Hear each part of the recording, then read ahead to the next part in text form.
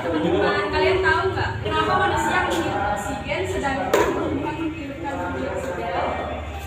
Untuk bisa menjawabnya, kamu harus tahu dulu bagaimana karbon dioksida digunakan oleh kehidupan melalui tahapan kedua fotosintesis, yaitu reaksi gelap.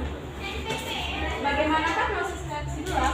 Yuk kita cari tahu. Sebelum melanjutkan presentasi ini, teman-teman saya harapkan sudah memahami materi tentang reaksi gelap terlebih dahulu.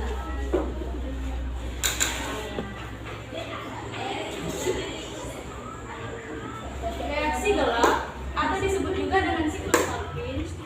Alasan mengapa disebut dengan reaksi gelap karena pada prosesnya tidak membutuhkan cahaya matahari secara langsung. Sedangkan siklus Calvin dinamakan karena penemunya adalah Mercury Edison. Reaksi yang berlangsung jalan berputar seperti sebuah siklus. Siklus Calvin atau yang disebut dengan reaksi gelap pada proses fotosintesis terjadi setelah adanya reaksi gelap. Mengapa? Karena seperti yang telah kita bahas di presentasi sebelumnya, bahwa reaksi telah menghasilkan ATP dan NADPH. Reaksi gelap merupakan proses masuknya ion karbon dalam bentuk CO2 yang nantinya akan menghasilkan output berupa gula. Gula hasil produksi langsung dari siklus ini bukanlah glukosa yang memiliki karbon 6, melainkan jenis gula yang memiliki karbon 3 karbon yaitu glyceraldehyde 3 fosfat atau G3P.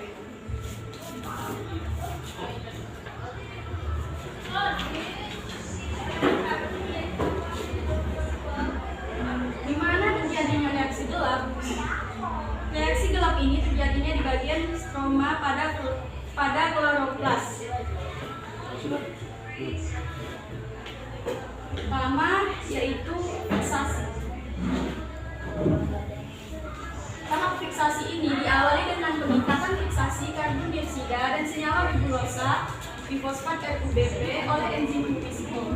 Pengikatan ini akan mengakibatkan terbentuknya molekul 6 atom karbon yang tidak stabil. Kemudian molekul ini pecah menjadi 12 molekul asam fosfogliserat atau disebut dengan P3A. Tahap yang kedua yaitu reduksi senyawa PGA.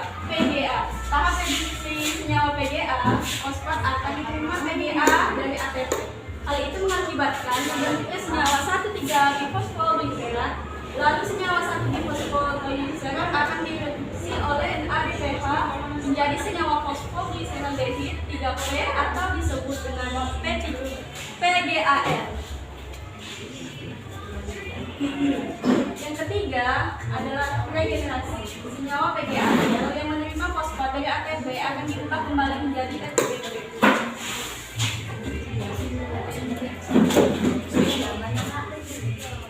Tahap yang pertama adalah yaitu 3CO2 akan berikatan dengan 3 senyawa yang berkarbon 5 yang bernama ribulosa difosfat atau yang disingkat dengan RUBP enzim. Yang berkatalisis tahap pertama ini adalah yang dihasilkan tahap pertama ini adalah senyawa yang disebut dengan si karbon intermediate yang berjumlah 3 buah. Senyawa ini berumur pendek karena keadaannya tidak stabil. Lalu senyawa ini akan segera dipecah membentuk senyawa 3-fosfogliserat. Tahapan yang kedua yaitu reduksi. Tiap molekul 3-fosfogliserat akan menerima tambahan fosfat dari ATP. Membentuk 1,3-bifosfoglycerat dibutuhkan 6 ATP untuk mengubah 6 molekul 3-fosfoglycerat menjadi 6 molekul 1,3-bifosfoglycerat. Selanjutnya, 1,3-bifosfoglycerat akan mengalami reduksi oleh NADPH sehingga menghasilkan 6 molekul gliserol FC3-fosfat atau merupakan senyawa dengan karbon 3 pada fase pengubahan 1,3-bifosfoglycerat menjadi B3P. Ini dibutuhkan 6 molekul NADPH ADP+. Pada tahap ini, fosfat akan melepas sehingga menghasilkan molekul J3P. Jadi setiap molekul CO2 yang menjalankan siklus ini akan dibentuk dengan molekul senyawa J3P, tapi hanya satu molekul J3P yang dihitung sebagai hasil produk fisiknya, sedangkan 5 sisanya akan digunakan untuk menyelesaikan siklus. Tahap terakhir yaitu regenerasi. Selanjutnya 5 buah J3P